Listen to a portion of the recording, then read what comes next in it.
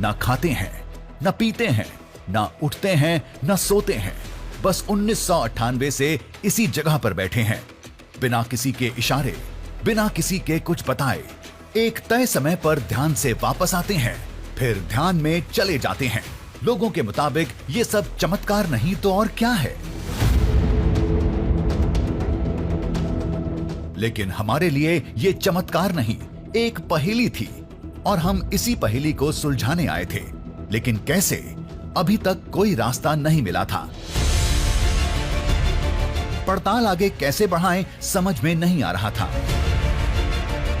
अगर वर्तमान कोरा हो तो बीते कल में झांकना पड़ता है। क्या पता जिंदगी के किसी पन्ने पर कुछ लिखा मिल जाए।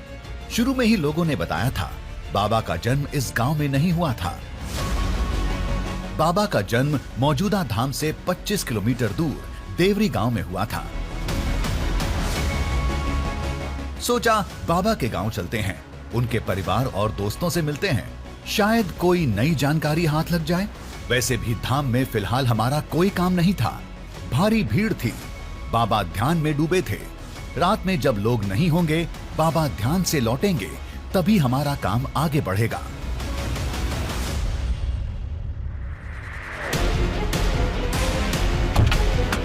तब तक इनके गांव से होकर आते हैं, जहां इनका बचपन बीता था।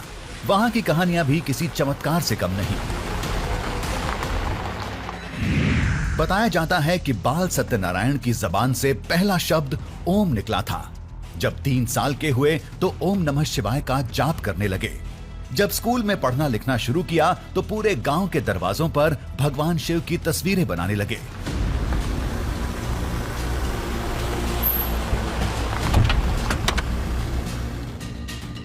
बाबा का गांव भी उनका भक्त निकला।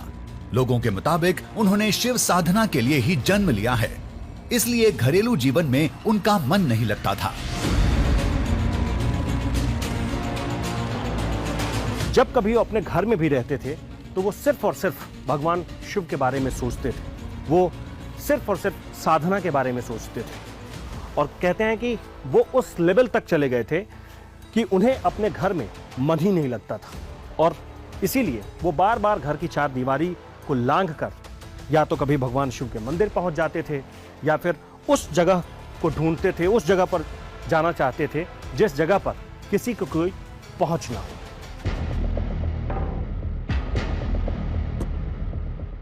बाबा के घर पहुंचे तो सबसे पहला सामना उनकी मां से हुआ, जो बरगद की जड़ जैसी अपनी लंबी जटा को सुखा रही थी।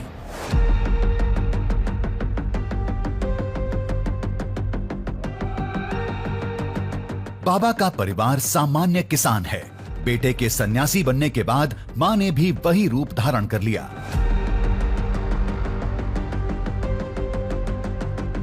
आज भी इस मां को वो दिन याद है जब 7वीं में पढ़ने वाला घर का बड़ा बेटा अचानक घर छोड़कर चला गया।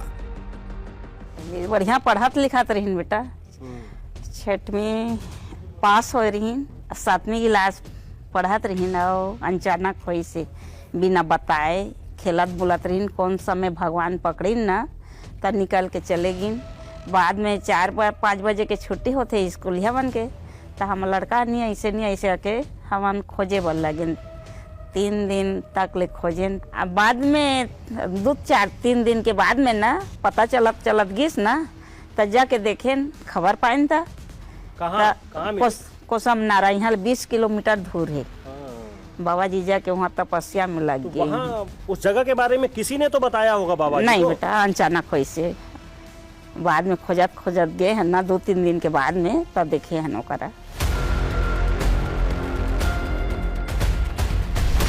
वो वक्त बाबा के बचपन के दोस्तों को भी याद है जो उन्हें वापस लाने गए थे, लेकिन वहां का नजारा देख उल्टे पांव लौट आए। उस दिन मैं और बाबा जी के मामा जी दोनों गए थे। एक जन वहाँ रायगढ़ से आया जो यहाँ राजू नगर का है, वो बताने आया कि डूमरपाली का एक ठो बालक वहाँ बैठा है जीप काट के। फिर मैं और बाबा जी के मामा जी ना दोनों साइकिल से गए। उस समय रोड भी नहीं बना था, ऐसे पटरी के किनारे किनारे। फिर जाके देखे हम लोग तो वहाँ से जीप काट के लीन हो गए थे।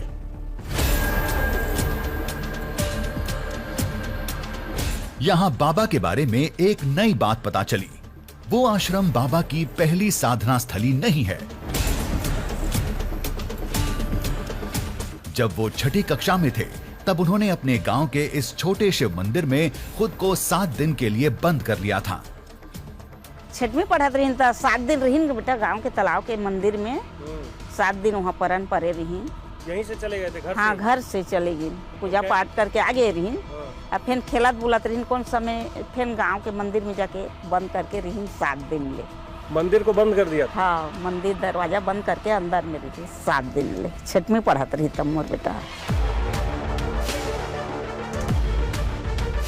बताते हैं 7 दिन की साधना के बाद जब बाबा बाहर निकले तो वो पूरी तरह बदल चुके थे। बच्चों वाली सारी हरकतें बंद थीं, केवल ओम नमः शिवाय का जाप करते थे। उस समय तो घर जाने से भी मना कर दिया था। बाद में उन्हें बहुत समझाने की कोशिश की गई, उन्हें मनाने की कोशिश की गई। आखिरकार वो माने भी, मानकर घर तो वो गए लेकिन बहुत दिनों के लिए नहीं। उसके बाद मुश्किल से वो 6 महीने और अपने घर में रहे होंगे और फिर उसके बाद वो जिस जगह पर जाकर तपस्या करने लगे वहां आज से उस समय को अगर हम जोड़ दें तो 27 साल हो गए। 27 साल से वो उसी जगह पर तपस्या करते हैं।